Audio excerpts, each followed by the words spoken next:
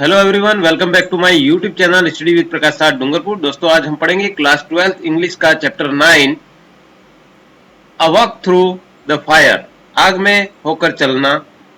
इसका ट्रांसलेशन का पहला भाग। दोस्तों, अभी तक के हमारे सिलेबस में जो भी वीडियो हैं वो सारे वीडियो आपके लिए उपलब्ध हैं। आप लोग मेरी प्लेलिस्ट में उन सारे वीडियो को देख सकते हैं। आज के वीडियो में हम ए वॉक थ्रू द फायर इस 9वें चैप्टर को पढ़ेंगे। तो आइए शुरू करते हैं। पहले इस चैप्टर के बारे में about the author and lesson, उसके बारे में जानकारी कर लेते हैं। तो वीडियो को पूरा देखें, अंत तक देखें। About the lesson. Born at Birmingham, Eddie Smith. Eddie Smith इसके लेखक हैं और जिनका जन्म बर्मिंगम में हुआ था। Studied engineering at Cambridge university, और उन्होंने अपना जो अध्ययन है वो कैम्ब्रिज विश्वविद्यालय में इंजीनियरिंग में किया था।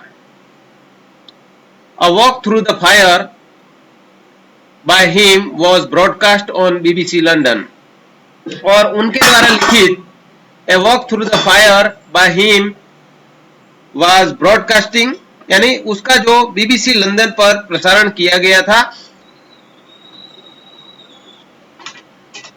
This lesson is realistic account of the author's own experience, और ये जो पार्ट है दिस लेसन, ये जो पार्ट है वो रियलिस्टिक अकाउंट यानी वास्तविक वर्णन है। द ऑथर्स ओन एक्सपीरियंस, यानी लेखक के स्वयं के एक्सपीरियंस का वास्तविक जो वर्णन है वो इस पार्ट में किया गया है।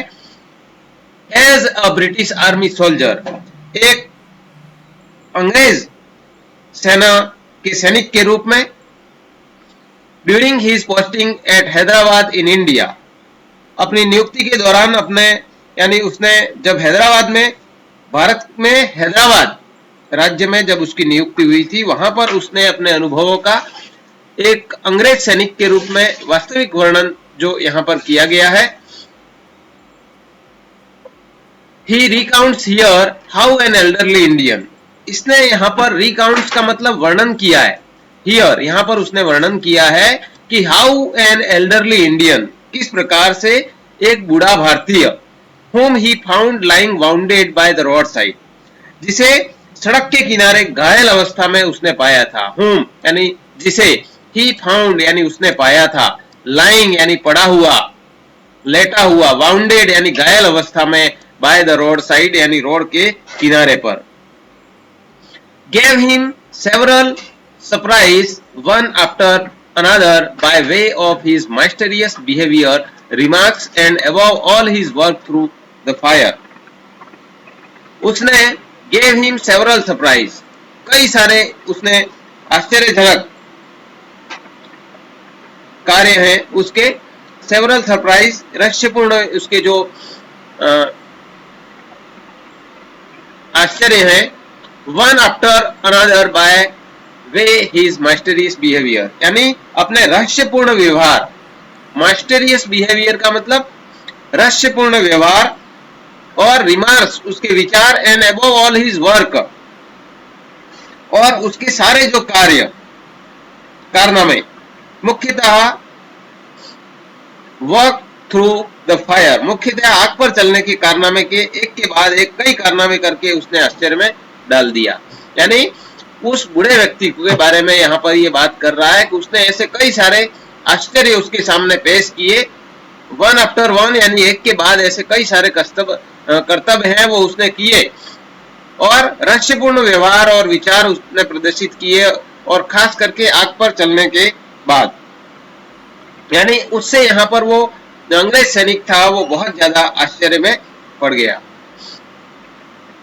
द नैरेटिव ऑल्सो डिस्क्राइब, यहाँ पर जो है लेखक है उसने ये भी वर्णित किया है, ऑल्सो डिस्क्राइब ये भी वर्णित किया है, how it was difficult for the writer to believe his own eyes, और लेखक को अपनी आंखों पर किस हद तक विश्वास करना था। हाउ कैसे, किस हद तक, इट वॉज डिफिकल्ट यानी मुश्किल था, फॉर द राइटर राइटर के लिए मुश्किल था कि बिलीव हिज ओन आईज, वो अपनी आंखों पर कैसे विश्वास करे। When he suddenly discovered this old man, वही बूढ़ा भारतीय अचानक पता चला कि वही बूढ़ा भारतीय था। सडनली डिस्कवर्ड, अचानक उसको पता चला, जानकारी हुई, दिस ओल्ड मैन यानी ये बूढ़ा भारतीय, to be the same person whose incredible walk through the fire he had just witnessed, और ये वही व्यक्ति है जिसे अभी अभी आग के बीच में अविश्वसनीय रूप से गुजरते हुए देखा। हुज यानी जिसे, इनक्रेडिबल यानी अविश्वसनीय रूप से, वॉक थ्रू द फायर आग पर चलते हुए, ही had just witnessed, just witnessed का मतलब उसने अभी उसका वो गवाह बना, यानी उसने उसको आग पर चलते हुए देखा, वही बूढ़ा भारतीय है जो उसे रोड के किनारे सड़क पर पड़ा हुआ मिला था। The feet performed by the Indian fire walker was surprising for the English man, और फीट का मतलब कर्तव्य, कर्तव्य परफॉर्म्ड यानी किया गया, उसने जो कर्तव्य किया by the Indian fire walker, उस भारतीय द्वारा जो आग पर चलने का उसने कर्तव्य किया, was surprising for the English man, और ये उस अंग्रेज के लिए आश्चर्यजनक था। As there was no burn mark left by the fire on his body, क्योंकि उसके शरीर पर आग से जलने के कोई निशान नहीं थे। There was no burn mark, burn mark का मतलब आग से जलने के निशान, left by the fire on his body यानी उसके शरीर पर आग से लगने वाले कोई निशान नहीं थे, क्योंकि वो आग पर चला था तो जलने के निशान होने चाहिए थे, लेकिन कोई निशान नहीं मिले, उस कारण से वो अंग्रेज है वो बहुत ज्यादा आश्चर्य में था। The fire walker soon after also made the narrator walk with him through the burning flames without causing any harm, और जो फायर वॉकर है, आग पर चलने वाला व्यक्ति, the fire walker soon after also made narrator, और वो उसके बाद उस नरेटर को, यानी यहाँ पर ये जो वर्णन करता है लेखक है, उस अंग्रेज को भी वॉक विथ हिम, उसके साथ लेकर के वो भी चलता है, थ्रू द बर्निंग फ्लेम्स, उस जलती हुई आग की लपटों पर वो भी चलता है, विदाउट कॉजिंग एनी हार्म, और उसको बिना किसी नुकसान पहुंचे यानी बिना कोई हानि पहुंचाए लपटों के बीच उसको भी उसने चलाया। दोस्तों वीडियो को लाइक जरूर करें, और लाइक करने के लिए आप वीडियो देख रहे हैं उसके नीचे इस तरह का आइकन बना हुआ है, वहां पर क्लिक करके आप वीडियो को लाइक कर सकते हैं। During this incredible walk with Indian fire walker, और इस आग पर चलने वाले भारतीय के साथ ये जो इनक्रेडिबल वॉक है, अविश्वसनीय उसने भ्रमण किया, वो अविश्वसनीय यानी उसको विश्वास नहीं होता है कि वो भी आग पर चला, के दौरान इंडियन फायर वॉकर के साथ में the author experience as mysterious state of mind, यहाँ पर लेखक है वो एक रहस्यमयी मानसिक अवस्था का अनुभव करता है। ऑथर एक्सपीरियंस यानी अनुभव करता है, माइस्टीरियस स्टेट ऑफ माइंड यानी रहस्यमय मानसिक अवस्था का वो अनुभव करता है, क्योंकि वो भी आग पर उसके साथ चलता है और उसको पता ही नहीं चला कि वो आग पर चल दिया, तो इसलिए वो भी एक रहस्यमय मानसिक अवस्था को अनुभव करता है। which suggest can also be experienced and shared by others by mastering the art of Indian yoga, meditation and concentration, और उसके कथनानुसार which suggest का मतलब यहाँ पर वो सुझाव देता है, यानी उसके कथन के अनुसार can also be experienced यानी आप भी उसके सहभागी अनुभव कर सकते हैं, एंड शेयर्ड आप भी उसके सहभागी बन सकते हैं, by others by mastering the art of Indian yoga, यानी दूसरे लोग भी भारतीय जो योगा, मेडिटेशन एंड कंसंट्रेशन, यानी दूसरे लोग भी भारतीय योग, मेडिटेशन का मतलब ध्यान और कंसंट्रेशन का मतलब एकाग्रता की कला, आर्ट ऑफ इंडियन योगा यानी आर्ट, मास्टरिंग द आर्ट यानी उसमें निपुणता प्राप्त कर उसका अनुभव कर सकते हैं। कैन ऑल्सो बी एक्सपीरियंस्ड यानी अनुभव कर सकते हैं, किसका अनुभव कर सकते हैं, और सहभागी बन सकते हैं, बाय अदर्स यानी जो दूसरे लोग जो भारतीय योग, इंडियन योगा, मेडिटेशन यानी ध्यान और एकाग्रता की कला में निपुणता, मास्टरिंग द आर्ट्स उसकी कला में निपुणता का अनुभव है, वे भी प्राप्त कर सकते हैं, और शेयर्ड बाय अदर्स यानी उसके सहभागी बन सकते हैं। The other evening I was sorting out, यहां से अपना टॉपिक शुरू होता है। The other evening I was sorting out the content of trunk in the loft, एक दिन की शाम, अदर इवनिंग का मतलब यहाँ पर एक दिन की शाम से मतलब है, एक दिन की शाम को आई वॉज सॉर्टिंग आउट यानी व्यवस्थित करना, कंटेंट का मतलब सामग्री, और ट्रंक इन द लॉफ्ट, यानी मैं एक दिन शाम को जब मैं अटारी में पड़े संदूक की सामग्री को व्यवस्थित कर रहा था, सॉर्टिंग आउट, यानी उसको व्यवस्थित कर रहा था। लॉफ्ट का मतलब अटारी, अटारी में पड़ी जो सामग्री थी उसको मैं व्यवस्थित कर रहा था। When I came across an old pair of khaki drill slacks, और जब came across का मतलब जब मुझे मिला, an old pair of khaki drill slacks, old pair पुराना जोड़ा मिला, khaki drill slacks, drill का मतलब जो कवायद होती है, slacks उसका एक पायजामा है, वो मुझे मिला। a souvenir of my army days in India, souvenir का मतलब स्मृति चिन्ह के रूप में मैंने उसको रख रखा था जब मैं आर्मी में था। My army days in India, मेरे भारत के जो आर्मी में काम करने के दिन थे उस समय का पजामा है, वो मुझे स्मृति चिन्ह के रूप में वो मुझे पजामा दिखाई पड़ा। नथिंग अनयूजुअल इन दैट, और उसमें कोई भी असामान्य नहीं था। आई सपोज, यानी मैं समझता हूं। आई सपोज का मतलब मानना और समझना, तो मैं उसको असामान्य, इसमें कुछ भी असामान्य नहीं था। But this was a rather special pair of my army issue tropical, वस्तुतः उष्ण कटिबंधीय क्षेत्रों के लिए सेना द्वारा दी गई ये जो किट है, इशू यानी जारी की गई, दी गई ट्रॉपिकल किट, केयरफुली प्रिजर्व्ड, और उसको मैंने क्या है सावधानी से सुरक्षित रखा था। And still in fine shape after 20 years, और अभी भी 20 वर्षों के पश्चात यह सुरक्षित रखा हुआ था और सही हालत में था। Except that the bottoms of the legs were badly burn, और सही हालत में था सिवाय, एक्सेप्ट दैट, एक्सेप्ट का मतलब सिवाय, सिवाय इसके कि इसका टांगों के नीचे वाला भाग बुरी तरह से जला हुआ था। बॉटम ऑफ द लेग्स, टांगों के नीचे वाला भाग, वर बैडली बर्न यानी बुरी तरह से जला हुआ था। Almost as though someone had deliberately held them aloft over a fire, और ऐसा प्रतीत होता था, almost as though, almost लगभग, as though यानी मानो कि ऐसा प्रतीत होता था। someone had deliberately का मतलब जानबूझकर, किसी ने जानबूझकर held them aloft over the fire, जानबूझकर आग की लपटों के ऊपर रखकर जलाया हो। held them यानी पकड़ के रखा हो। aloft over the fire, aloft का मतलब ऊपर, और over the fire, over a fire यानी आग के ऊपर किसी ने जानबूझकर के उसको पकड़ करके उसको जलाया हो, ऐसा प्रतीत हो रहा था। इनफैक्ट वास्तव में that was near enough, और वास्तव में इसके लगभग, near enough का मतलब इसके लगभग, what happened to them, उसके साथ ऐसा ही हुआ होगा, इसी कारण से वो इतना जला हुआ था। ऐसा यहाँ पर ये जो वर्णन करता है एडी स्मिथ, उसके लेखक हैं, वो ऐसा कह रहे हैं।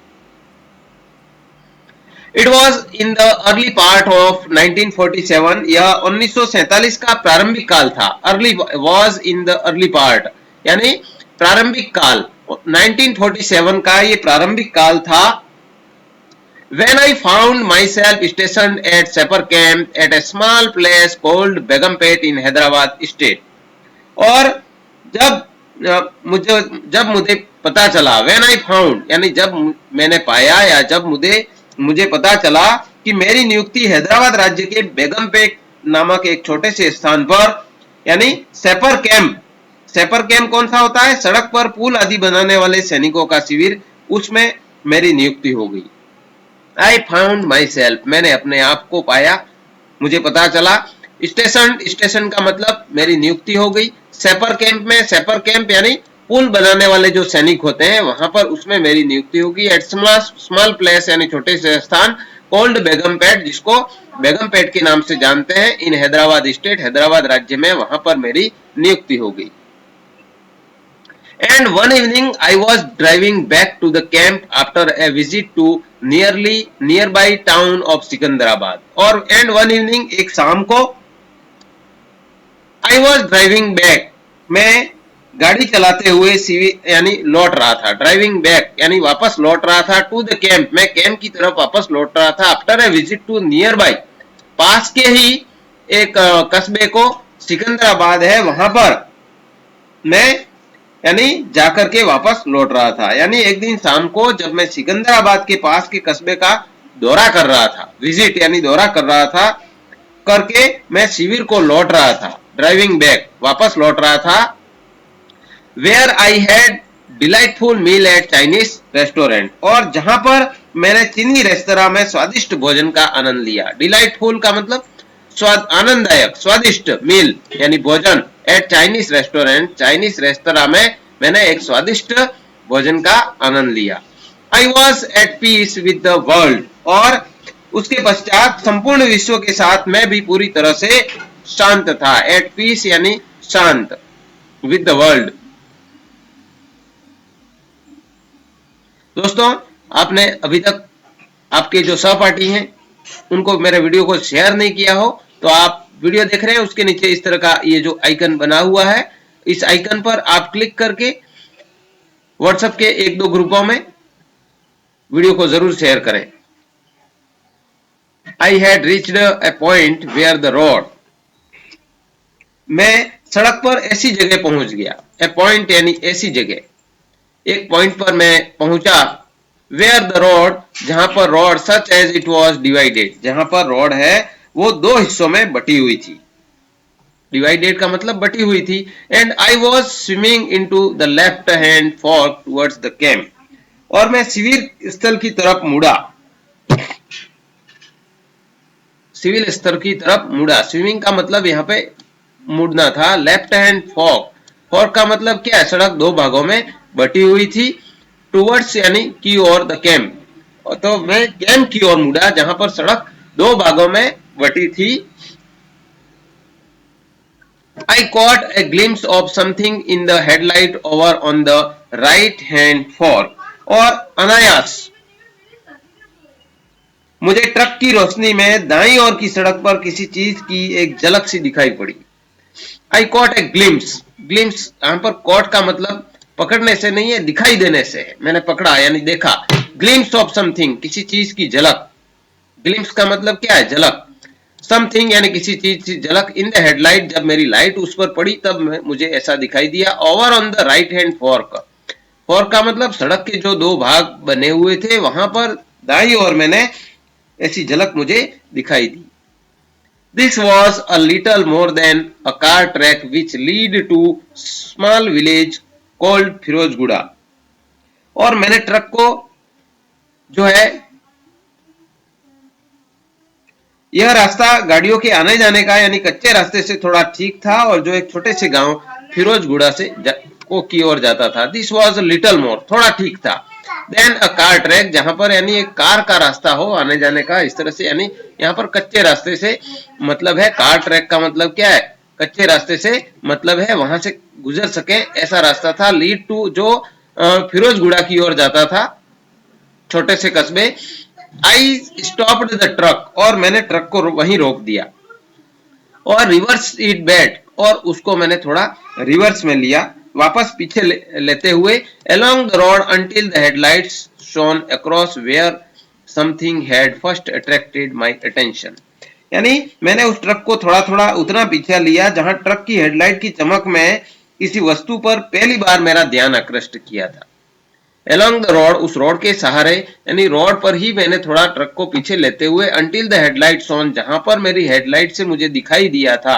Across where something had first attracted, किसी चीज ने पहली बार मुझे first attracted यानी आकर्षित किया था। My attention यानी मेरे ध्यान को, मैंने उतना ट्रक है वो वापस पीछे लिया। And I was just in time to see shadowing figure disappearing like mad across the rough ground, और जब मैं वहां पहुंचा तब मैंने कुछ धुंधली सी आकृतियों को जल्दी जल्दी उबड़ खाबड़ जमीन पर पागलों की तरह गायब होते हुए देखा। I just see in time, और उसी समय पर, टाइम टू सी, उसी समय पर मैंने वहां पर देखा कि शैडोइंग फिगर डिसअपीयर, यानी शैडोइंग फिगर का मतलब अस्पष्ट आकृतियां, छायादार आकृतियां जो बिल्कुल हमें स्पष्ट नहीं हो। लाइक ए मैड, और एक पागल की तरह। Across the rough ground, rough ground यानी उबड़ खाबड़ जमीन पर पागलों की तरफ मैंने उसे गायब होते हुए देखा। डिसअपियरिंग का मतलब गायब होते हुए दिखा, अस्पष्ट आकृतियों को। Whoever they were, वो जो कोई भी थे, they were obviously intent to on putting as much distance between themselves and me as they could in shortest time, और स्पष्ट रूप से जल्दी मुझे दूरी बनाने को आतुर थे। यानी दे वर ऑब्वियसली, स्पष्ट रूप से, इंटेंट का मतलब आतुर थे, उनका इरादा था, on putting as much distance between themselves, उनके बीच में वो जितनी दूरी बना सके उतना दूरी बनाने के आतुर थे, and me as they could in shortest time, और जितना वो अर्थात मुझसे दूर भागने के लिए उन्हें कम से कम समय में वो जितना दूर भाग सके उतना दूर जाने के वो आतुर थे। So I let them get on with it because I could now see what appeared at first sight to be bundle of white clothing on the ground. और मैंने उन्हें जाने दिया, पहली बार देखने पर जमीन पर सफेद कपड़ों की गठरी सी जो दिखाई दी थी, उससे अधिक ध्यान से देखने पर वास्तव में कुछ नहीं। यानी I let them get on, मैंने उन्हें जाने दिया, with it, उसके साथ मैंने जाने दिया, because I could now see, क्योंकि अब मैं देख सकता था, व्हाट अपीयर्ड, वहां पर जो अपीयर्ड एट फर्स्ट साइट, जो मैंने पहली साइट यानी पहली नजर में मैंने जो देखा उसको मैं देखना चाहता था, to be a bundle of white clothing, एक सफेद कपड़ों की गठरी जो ऑन द ग्राउंड, जो रोड पर मैंने देखी थी, उसको मैं देखना चाहता था। But what on closer inspection turned out to be an elderly Indian, और लेकिन क्या ऑन क्लोजर इंस्पेक्शन, यानी जब मैंने ध्यान से देखने पर, क्लोजर अधिक पास आकर के इंस्पेक्शन किया, मैंने देखा, जांच की, तो ध्यान से देखने पर टर्नेड आउट का मतलब निकला, टर्न आउट का मतलब निकला, to be an Indian, elderly Indian, एक भारतीय बूढ़ा व्यक्ति वो निकला जब मैंने उसको पास जाके देखा। He was lying quite still, और वो बिल्कुल शांत रूप से निश्चल पड़ा था। क्वाइट स्टिल का मतलब वो निश्चल, बिना हिला डुले निश्चल रूप से पड़ा था। फियर द वर्स्ट, और अनिष्ट की आशंका हुई, मुझे क्या हुआ, फियर द वर्स्ट, उसके साथ कुछ न कुछ अनिष्ट हुआ है ऐसी मुझे आशंका हुई। But as a knelt down beside him he opened his eyes, लेकिन जब मैं उसके पास पहुंचकर घुटनों के बल झुका, नेल्ट डाउन का मतलब क्या है, घुटनों के बल झुकना, तो जब मैं घुटनों के बल झुका, बिसाइड हिम, उसके पास जाकर के, ही ओपन्ड हिज आईज, उसने अपनी आंखें खोल दी। His face was covered with blood, और उसका चेहरा है वो कवर्ड विद ब्लड, यानी उसके चेहरे पर खून लगा हुआ था, खून से सना हुआ था, खून से लथपथ और लहूलुहान था उसका चेहरा। And it was obvious that someone had been doing a pretty thorough job और putting the boot into him, और यह बिल्कुल स्पष्ट लगता है, बिल्कुल स्पष्ट लगता था, इट वॉज ऑब्वियस, बिल्कुल स्पष्ट लगता था कि समवन हैड बीन डूइंग, उसके साथ किसी ने कुछ किया था, pretty thorough job putting the boot into him, इसका मतलब है बूट से ठोकर मार रहा था, यानी किसी ने इसको जो है चेहरे पर बूटों से कोई उसके ठोकर मार रहा था, ऐसा मुझे वहां पर लगा। दोस्तों, आप मेरे चैनल पर नए हैं या अभी तक मेरे चैनल को सब्सक्राइब नहीं किया हो तो सब्सक्राइब करके बेल आइकन के साथ ऑल नोटिफिकेशन को ऑन कर ले, ताकि इस तरह की वीडियो की जानकारी आप लोगों को मिलती रहे। Thanks for watching chapter 9 a walk through the fire, keep learning, study with Prakash Dungarpur. दोस्तों, अब यहाँ पर उस अंग्रेज लेखक को ये जो व्यक्ति रोड के किनारे पड़ा हुआ मिलता है और वो खून से लथपथ है, और जो लोग वहां से भाग गए वो कौन थे, क्या थे, इस व्यक्ति को जो है उन्होंने क्यों मारा, तो इन सब चीजों के बारे में आप और अधिक निश्चित रूप से जानना चाहते होंगे, और इसके लिए आप मेरे साथ बने रहें। अगले वीडियो में उसके बारे में हम जानकारी करते हैं कि वो व्यक्ति कौन था और कैसे, कहां, क्या है ये पूरी कहानी, उसको अगले वीडियो में देखेंगे। मिलते हैं अगले वीडियो में, तब तक के लिए धन्यवाद। जय हिंद, जय भारत।